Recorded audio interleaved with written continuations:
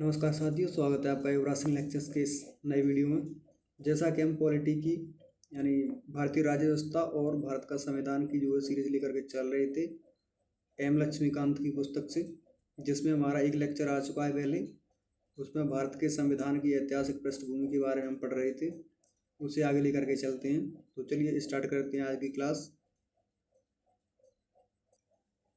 तो जैसा कि हमने पिछली क्लास में जो है रेगुलेटिंग एक्ट को पढ़ा था, जिसकी कुछ विशेषताएं थीं, जिसमें बंगाल का जो गवर्नर था उसे गवर्नर जनरल बना दिया गया था, गवर्नर से गवर्नर जनरल, और इसके अधीन बम्बई और मद्रास की जो प्रेसिडेंसी थी, वहाँ के गवर्नर थे, उन्हें कलकत्ता या बंगाल के गवर्नर के अधीन बना ला दिया गया था, यानी इनसे ऊपर इसे बिठा दिया गया था, बंगाल के गवर्नर को। और इसकी कुछ विशेषताएं और थी, जैसे सर्वोच्च न्यायालय,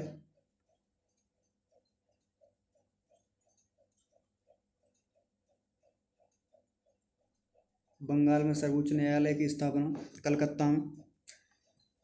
तो आप पहले इसे वीडियो को जा कर के देखें, इससे पिछली जो वीडियो अगर नहीं देखी है तो अब हम यहाँ से स्टार्ट करने वाले हैं कि रेगुलेटिंग एक्ट के बाद क्या हुआ था, उन सुधारों को हम देखते हैं। तो चलिए आगे चलते हैं।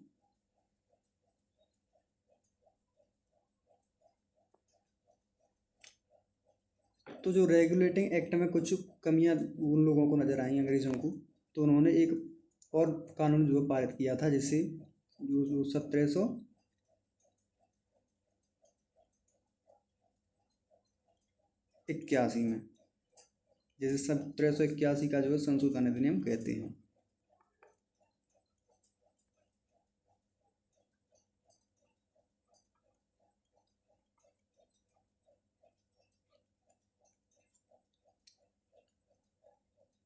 तो इसका उद्देश्य जो था वो था 1773 के एक्ट की कमियों को दूर करना, वो इसका उद्देश्य था, इसीलिए इसे पारित किया गया था।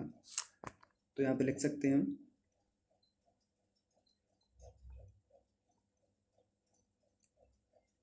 1773 के रेगुलेटिंग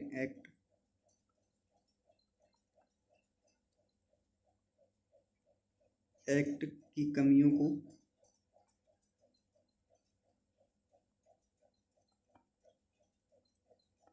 दूर करने के लिए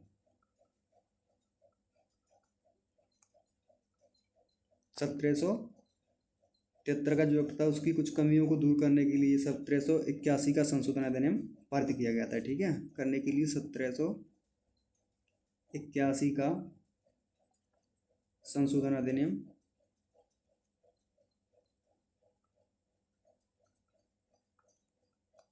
पारित किया। किसने पारित किया? ब्रिटिश की संसद ने। ठीक है, ब्रिटिश की संसद ने। और इसे बंदोबस्त कानून भी कहते हैं। क्या कहते हैं इसे? इस अधिनियम को बंदोबस्त कानून,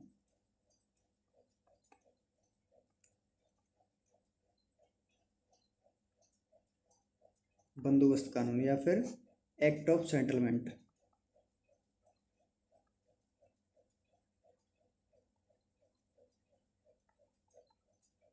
इन नामों से इसे जाना जाता है। अब चर्चा कर लेते हैं इसकी विशेषताएं क्या थी, यानी किन कमियों को दूर किया गया था।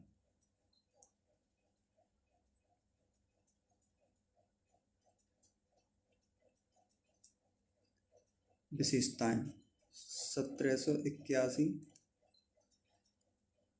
संशोधन अधिनियम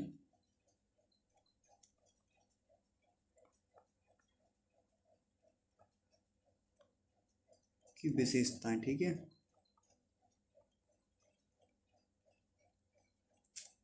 इन पर चर्चा कर लेते हैं। जैसे इसकी पहली विशेषता यह थी कि नंबर फर्स्ट कि बंगाल जो भी गवर्नर था, गवर्नर जनरल जिसे बनाया गया था बंगाल में, उसे जो है सर्वोच्च न्यायालय जो स्थापना की गई थी 1774 में, उसके अधिकार क्षेत्र से बाहर, यानी जो सर्वोच्च न्यायालय है वो गवर्नर जनरल के ऊपर कोई कार्रवाई या निर्णय नहीं ले सकता था। ठीक है, तो इसे लिखते हैं कि गवर्नर जनरल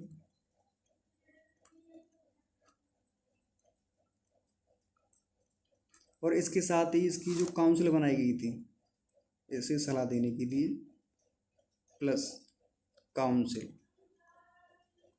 यानी परिषद, तो इन दोनों को सर्वोच्च न्यायालय के अधिकार क्षेत्र से बाहर कर दिया गया था। ठीक है,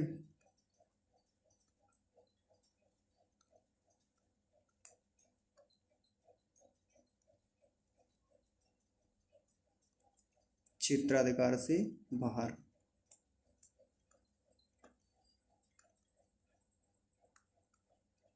ये पहली विशेषता थी इसकी। ऐसा क्यों किया गया था? क्योंकि कंपनी अपना शासन जो है स्थापित कर रही थी भारत में, तो अब इन्हें शासन को स्थापित करने के लिए कुछ उल्टे सीधे कदम भी उठाने पड़ते थे, तो इसके लिए कोई भी इनके खिलाफ सुप्रीम कोर्ट में मुकदमा दायर ना करें या सर्वोच्च न्यायालय में। तो उससे बचाने के लिए इनके लिए वहाँ की जो ब्रिटिश की संसद ने ऐसा कानून पारित किया था 1781 में। और इसके साथ साथ ही जितने भी ईस्ट इंडिया कंपनी के कर्मचारी थे उन्हें भी इस सर्वोच्च न्यायालय के क्षेत्राधिकार से बाहर कर दिया गया। नंबर सेकंड,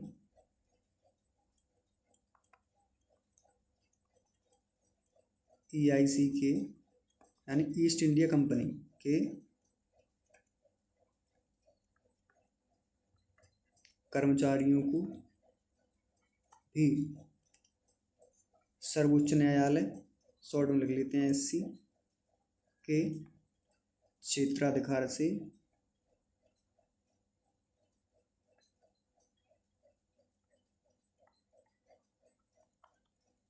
बाहर कर दिया। किन कार्यों के लिए? यानी उन्होंने अपनी ड्यूटी के दौरान जो कार्य किए गए थे, जो भी चाहे भारत की जनता पर अत्याचार हो या कुछ भी हो, मतलब वो वाले क्षेत्र ऐसे कार्य सर्वोच्च न्यायालय के क्षेत्राधिकार में नहीं आते थे। तो इसकी दूसरी विशेषता थी। और जो तीसरी विशेषता थी इसकी, नंबर थर्ड, राजस्व संबंधी या राजस्व की वसूली के संबंधी जितने भी मामले थे उनमें भी सर्वोच्च न्यायालय हस्तक्षेप नहीं कर सकता था। ठीक है, यानी राजस्व संबंधी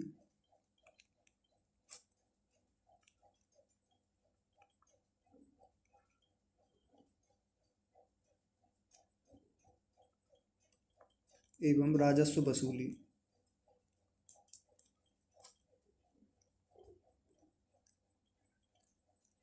के कार्य सर्वोच्च न्यायालय के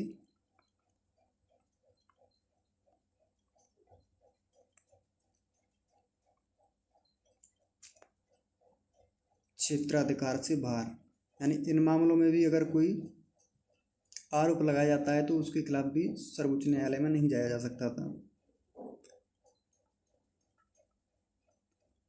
क्षेत्राधिकार से बाहर की ये तीसरी विशेषता थी इसकी। और चौथी विशेषता की अगर बात की जाए, जो गवर्नर जनरल था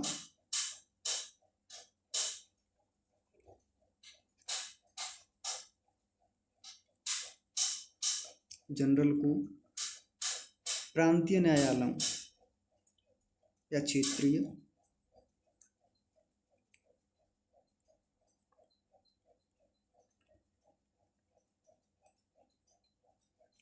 के लिए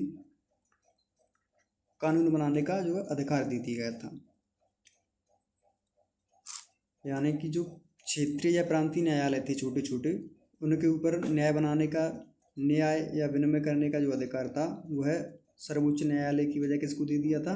गवर्नर जनरल को। ठीक है, नियम विनिमय नियम विनियम करने का अधिकार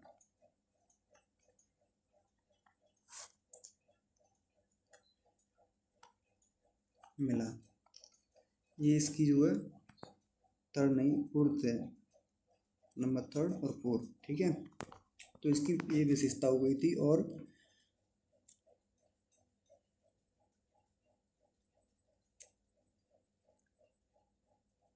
तो जो रेगुलेटिंग एक्ट है उसकी विशेषताओं में सुधार की थी। ठीक है, तो उनके सुधारों के तौर पे जो है ये देखा गया था उपबंध में। तो ये सुधार किए गए थे 4। कौन कौन सा? पहला, गवर्नर जनरल को सर्वोच्च न्यायालय के क्षेत्राधिकार से बाहर कर दिया। दूसरा, कर्मचारियों को भी सर्वोच्च न्यायालय के क्षेत्राधिकार से बाहर कर दिया गया था। और तीसरा जो है कि कंपनी के यानी राजस्व वसूली के मामले भी सुप्रीम कोर्ट के क्षेत्राधिकार से बाहर रख दिए थे। ठीक है, उस मामले में सुप्रीम कोर्ट में नहीं जाया जा सकता था। और नियम विनियम करने का जो है अधिकार छोटे छोटे न्यायालयों के लिए वो भी किसको दिया था? सर्वोच्च न्यायालय की जगह किसे दिया था? गवर्नर जनरल को। ठीक है, तो ये कुछ विशेषताएं थी किसकी? एक्ट ऑफ सेटलमेंट यानी 1781 के अधिनियम की, जो कि सुधार करने के लिए बनाया गया था।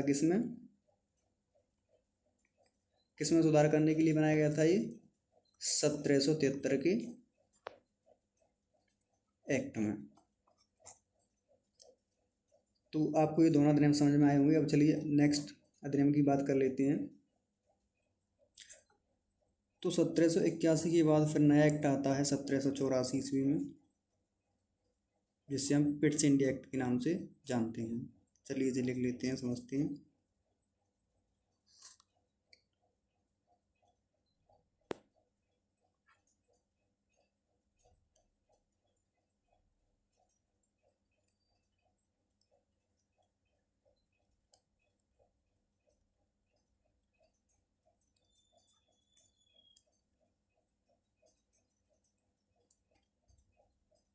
इसकी विशेषताओं की अगर बात की जाए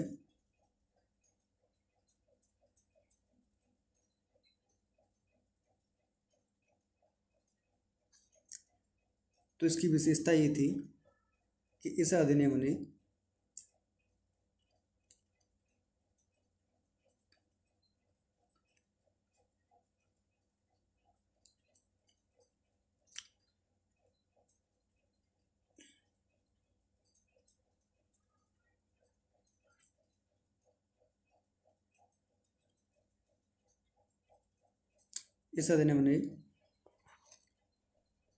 कंपनी के कार्यों को बांट दिया। ठीक है, कंपनी के राजनीतिक व व्यापारिक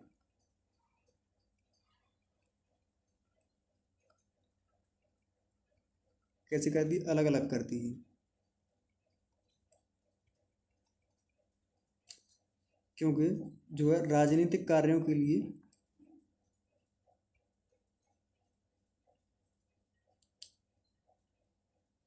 नियंत्रण बोर्ड की स्थापना की थी।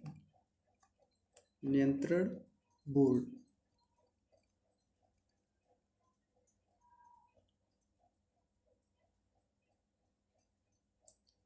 बोर्ड किसके लिए? राजनीतिक कार्यों के लिए।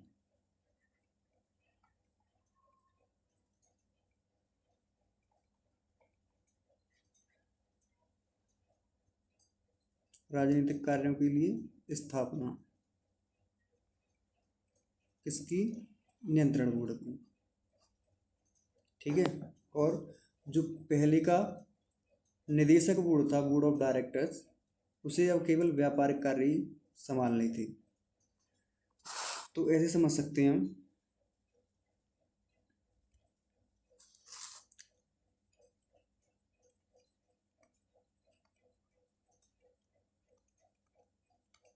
हम निदेशक बोर्ड को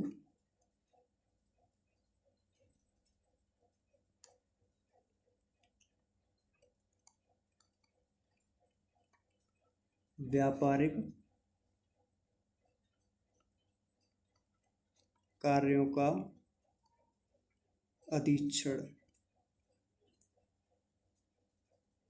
सौंपा गया। और जो नियंत्रण बोर्ड था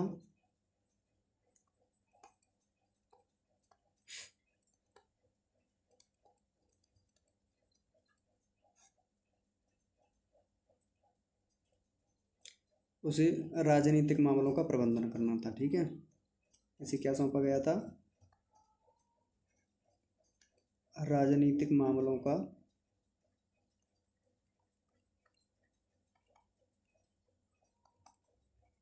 प्रबंधन किस अधिनियम के द्वारा? 1784, 1784 एक्ट, जैसे पिट्स इंडिया एक्ट भी कहते हैं। इसी प्रकार जो है कि भारत में, यानी इसी अधिनियम के द्वारा भारत में द्वैध शासन आरंभ हुआ। क्या हुआ? द्वैध शासन, यानी दो प्रकार से, व्यापारिक शासन अलग और राजनीतिक शासन अलग।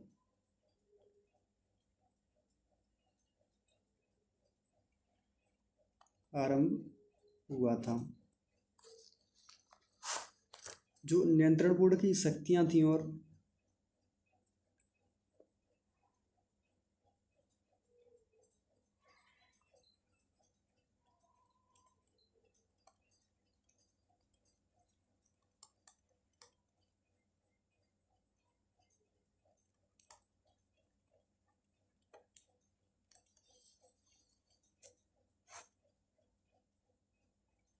नियंत्रण बोर्ड की शक्तियां उन्हें तीन प्रकार से समझा जा सकता है। पहला, नागरिकों को देखभाल या नियंत्रित करने के लिए,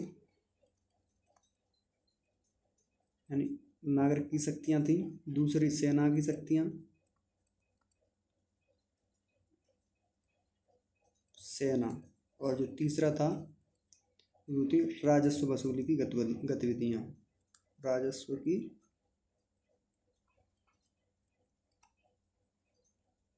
गतिविधि। तो इन तीन मामलों की देखभाल करनी थी किसे? यानी अधीक्षण या नियंत्रण।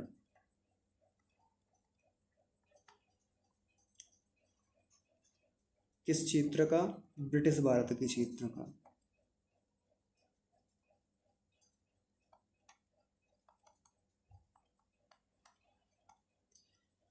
इसकी अन्य जो विशेषता थी वो ये थी कि इसके अधीन, यानी इस 1784 के पिट्स इंडिया एक्ट में कंपनी ने जितने भी क्षेत्र पर, भारत के क्षेत्र पर कब्जा किया था, उसे पहली बार ब्रिटिश भारत के नाम से जाना गया था, उस क्षेत्र को। ठीक है, इसे लिख लेते हैं।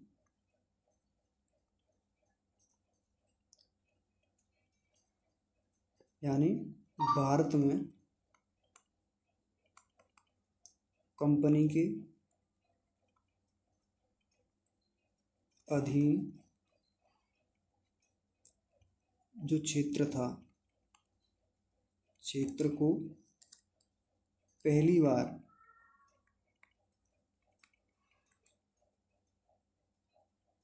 ब्रिटिश आधिपत्य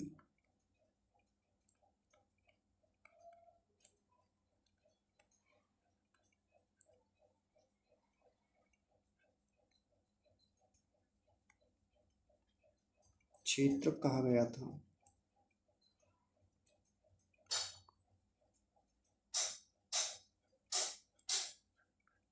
और एक अन्य विशेषता जो थी वो यह थी कि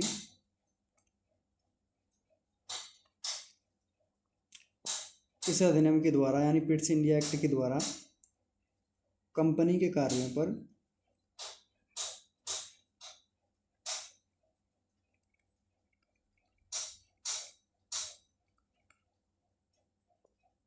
यानी ईस्ट इंडिया कंपनी के कार्यों पर ब्रिटिश सरकार का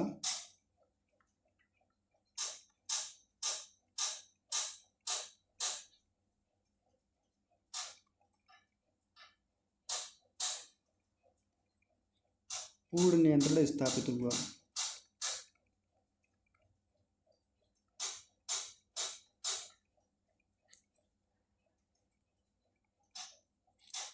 हालांकि पूर्ण नियंत्रण तो जो है 1857 के विद्रोह के बाद 1858 में जो एक्ट पारित किया था उसमें हुआ था, लेकिन फिर भी काफ़ी हद तक कंपनी ने जो है, ब्रिटिश की सरकार ने कंपनी पर अपना अधिकार इस अधिनियम के द्वारा स्थापित कर लिया था। तो ये कुछ इसकी विशेषताएं थी, जैसे व्यापारिक और राजनीतिक कार्यों को अलग करना, किसकी विशेषताएं हैं? पिट्स इंडिया एक्ट 1784 की। व्यापारिक राजनीतिक कार्यों को अलग करना तथा नियंत्रण बोर्ड की स्थापना करना, और कंपनी के अधीन जो क्षेत्र था भारत का उसे ब्रिटिश आधिपत्य का क्षेत्र कहा जाना, और कंपनी के कार्यों पर ब्रिटिश सरकार का नियंत्रण हो जाना। ये कुछ विशेषताएं किसकी? पिट्स इंडिया एक्ट की। तो आगे चलते हैं। तो पिट्स इंडिया एक्ट के बाद जो है अगला कानून पारित किया गया था 1786 ईस्वी में, जिसका महत्व ये था कि 1786 में लॉर्ड कॉर्नवालिस को भारत का गवर्नर जनरल बनाया गया था बंगाल का, और उसने दो शर्तें रखी थी कि उसे काउंसिल का या परिषद का, गवर्नर की काउंसिल का जो निर्णय हो उसे मानने का न मानने का अधिकार मिले, और दूसरा उसे गवर्नर जनरल के साथ साथ कमांडर इन चीफ या सेनापति भी बनाया जाए। इन्हीं शर्तों को मानने के लिए जो है अधिकार देने के लिए 1786 में एक अधिनियम पारित किया गया था। तो उसे लिख लेते हैं।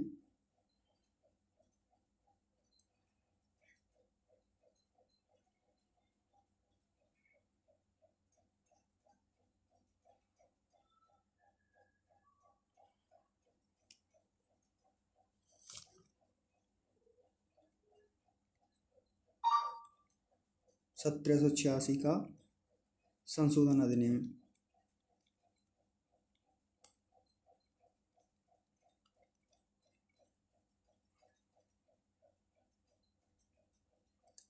इसमें जो है लॉर्ड कॉर्नवालिस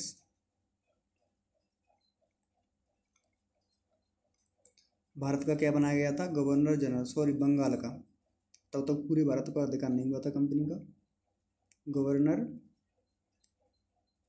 जनरल बनाया गया था। तब इस लॉर्ड कॉर्नवालिस ने शर्तें रखी थी। तो इसने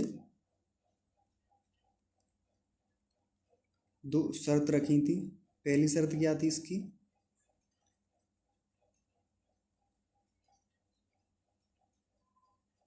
पहली शर्त यह थी कि काउंसिल के निर्णय, क्योंकि गवर्नर जनरल जो था वो काउंसिल की सलाह पर ही कार्य करता था, और इसने यह मांग की थी कि मैं इस काउंसिल की सलाह मानने के लिए बाध्य ना हूँ। ठीक है, तो काउंसिल के निर्णय न मानने का अधिकार मिला, न मानने का अधिकार मांगा। और इसकी जो दूसरी शर्त थी वह यह थी कि उसे गवर्नर जनरल के साथ साथ सेनापति या कमांडर इन चीफ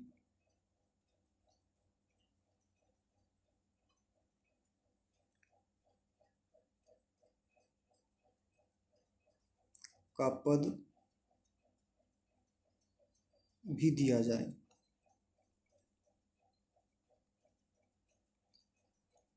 तो इन शर्तों को जो है 1786 के कानून में प्रावधान के रूप में जोड़ा गया था। ठीक है, लिख लेते हैं।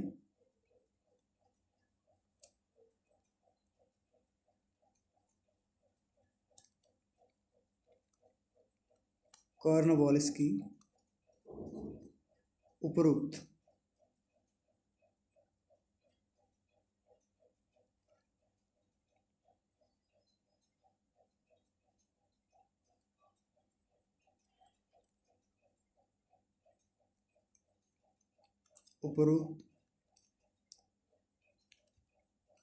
शर्तों को 1786 के कानून में प्रावधान के रूप में जोड़ा गया।